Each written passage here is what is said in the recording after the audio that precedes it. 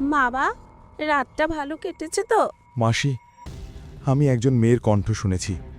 সে বলছিল আমার কথা কেউ শোনে না। হয়তো সে রূপা। রূপা? রূপা ওই মেয়েটা যাকে মরা অবস্থায় পাওয়া গেছিল। কেউ জানে না কিভাবে মরল। রিয়াজ স্থির দৃষ্টিতে বাইরে তাকিয়ে থাকে।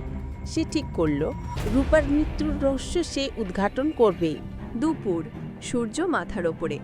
রিয়াজ গেল গ্রামের প্রাক্তন স্কুল শিক্ষক মোবারক সাহেবের বাড়িতে। চাচা, রূপা সম্পর্কে কিছু জানে?